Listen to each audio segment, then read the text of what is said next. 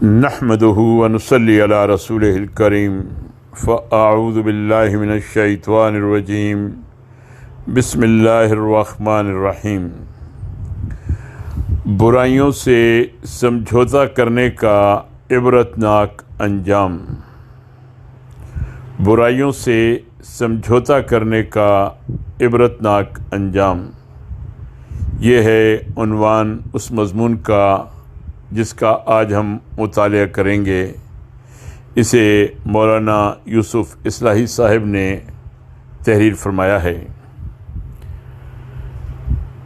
بگاڑ اور فساد کسی قوم یا ملت میں یکبارگی نمودار نہیں ہوتا، بلکہ نہایت ہی دھیمی رفتار اور خاموشی میں سر اٹھاتا ہے اور عیارانہ چالوں سے سماج میں اپنے لیے گنجائش پیدا کرنے کی کوشش کرتا ہے۔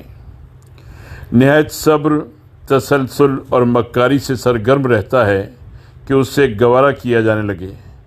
یہ اس کی جیت اور کامیابی کا پہلا مرحلہ ہوتا ہے۔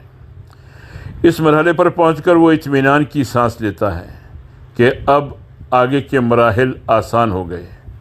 پھر زیادہ وقت نہیں لگتا کہ سماج میں بگاڑ نمودار ہوتا ہے اور رواج پانے لگتا ہے۔ اسے گنا مقبولیت حاصل ہونے لگتی ہے اور ہوتے ہوتے بگاڑ و فساد سماج کا معمول بن جاتا ہے۔ ہوتا یہ ہے کہ ایک پاکیزہ انسانی معاشرے میں شرپسند مجرمین دبے ہوئے ہوتے ہیں۔ اول برائیاں کرتے وہ جھجکتے ہیں، ان پر سماج کا اخلاقی دباؤ ہوتا ہے۔ پاک باز لوگوں کی ایک ہیبت ہوتی ہے۔ مجرمین کسی بڑے فعل کا ارتکاب کرتے خوف محسوس کرتے ہیں۔ صرف عام اور سوسائٹی کے بے اثر لوگ ہی نہیں، بلکہ سوسائٹی کے اصحاب ثروت اور با اثر لوگ بھی سوسائٹی کے خوف سے دبے ہوئے ہوتے ہیں۔ اور اس کی اصل اور بنیادی وجہ یہ ہوتی ہے کہ سماج کے خیر پسند، پاک باز اور شافی جوہروں سے آراستہ لوگ سماج میں کسی برائی کو برداشت کرنے کے لیے ہرگز تیار نہیں ہوتے۔ برائیوں کے خلاف ہم وقت مسلح اور محاذ آرا رہتے ہیں۔ وہ کسی قیمت پر شرپسند مجرمین سے سمجھوتا کرنے کے لیے تیار نہیں ہوتے، لیکن یہ بند اس وقت ٹوٹتا ہے جب ان خیر پسند اور باشعور افراد میں سستی آتی ہے۔ ان میں دھیرے دھیرے جرأت و ہمت اور برائیوں سے نفرت میں کمی پیدا ہونے لگتی ہے، اور وہ شرپسندوں کو للکارنے اور ان کے خلاف نبرد آزما ہونے کا حوصلہ کھونے لگتے ہیں۔ اس کمزوری کو بھانپ کر اول اصحاب ثروت اور ماہر مجرمین میں ڈھٹائی، ہٹ دھرمی، سرکشی اور برائی پر اڑنے کی جرأت نمودار ہوتی ہے۔ خیر پسند اپنے فریضے میں کوتاہ ہونے لگتے ہیں۔ ان میں برائیوں کو گوارا کر لینے اور بروں سے مفاہمت کر لینے کی پالیسی رواج پانے لگتی ہے۔ ابتداءً نہی عن المنکر یعنی برائیوں کو روکنے کی جرأت اور اخلاقی حوصلہ ختم ہوتا ہے، اور اپنی اس کمزوری کی حکمتیں اور مصلحتیں بیان کرنے کا رواج عام ہوتا ہے۔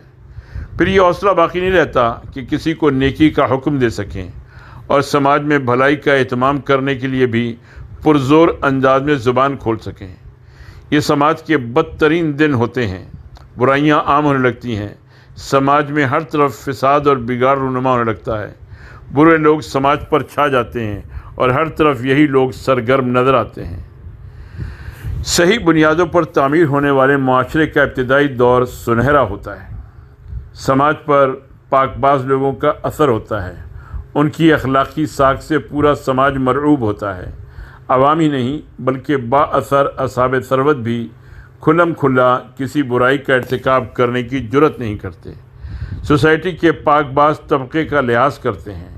ان کی نیکی، تقوی اور پاک بازی کی وجہ سے نہ صرف ان کا احترام کرتے ہیں، بلکہ ان کی موجودگی میں کوئی ناروا بات یا ناروا عمل کرتے شرم اور جھجک محسوس کرتے ہیں، اور اس طرح برائیاں گو مٹ تو نہیں جاتی مگر سماج میں دبی رہتی ہیں، گویا ان کا وجود ہی نہیں ہے۔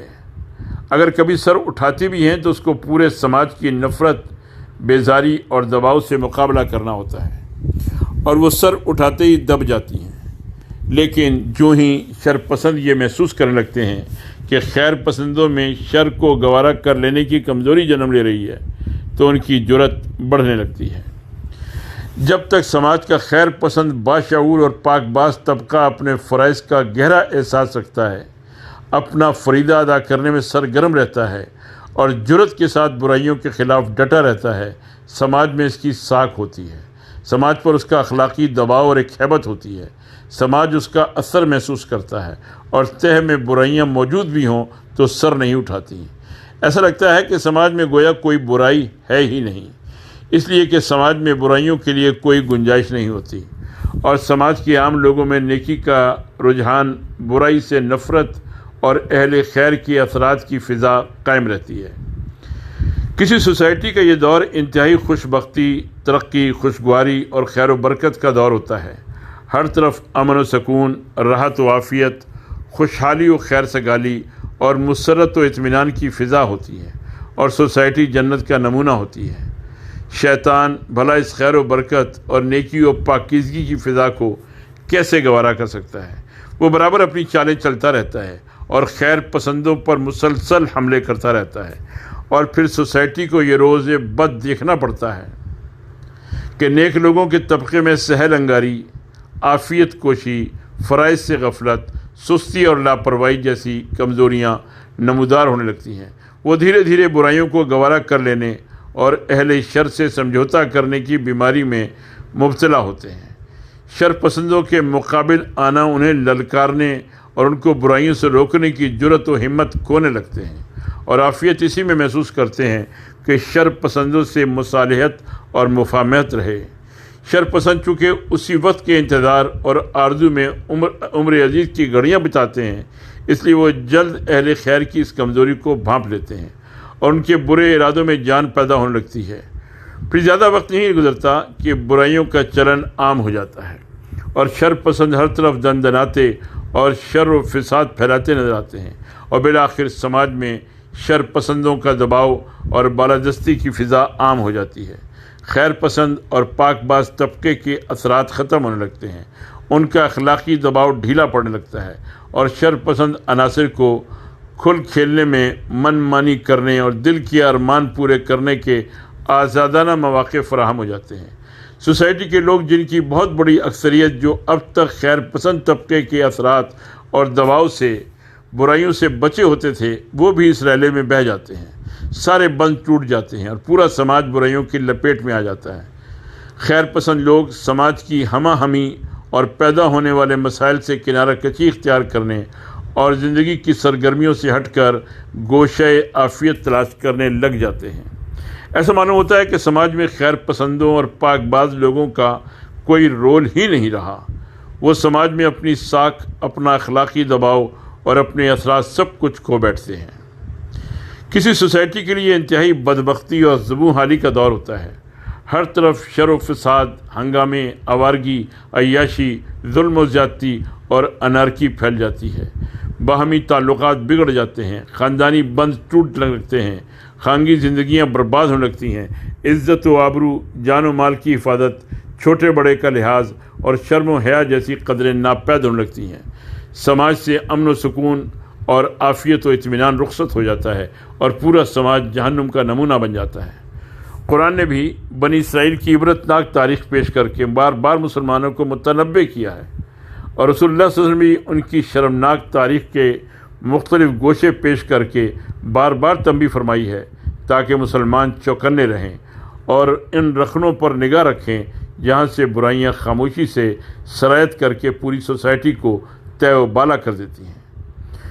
بنی اسرائیل میں بھی ذلت و مسکنت اور شرمناک تباہی یک نہیں آئی، اور یک بارگی وہ عظمت و عزت کی بلندیوں سے ذلت اور برائی کی پستیوں میں نہیں دھنس گئے، بلکہ ان کا حال بھی یہی ہوا کہ ابتداً ان میں امر بالمعروف اور نہی عن المنکر کا نظام قائم تھا۔ ان کے افراد اپنے مشن کا شعور رکھتے تھے، ان کے اچھے افراد برائیوں کے خلاف سینہ چپر رہتے تھے، شر پسندوں کو للکارتے اور ہمت و جرت سے ان کو برائیوں سے روکتے تھے، ان کا ہاتھ پکڑتے اور بزور ان کو باز رکھنے کی کوشش کرتے تھے۔ لیکن دھیرے دھیرے ان کے پاک بازوں اور خیر پسندوں میں ڈھیل پیدا ہوئی، برائیوں کو برداشت کرنے، برے لوگوں سے سمجھوتے کرنے، ان کے ہم نوالا اور ہم پیالہ بننے کی بیماری پیدا ہوئی۔ مقابلے کی قوت کمزور پڑنے لگی، مفاہمت اور مصالحت کی روش اختیار کرنے میں عافیت محسوس ہونے لگی۔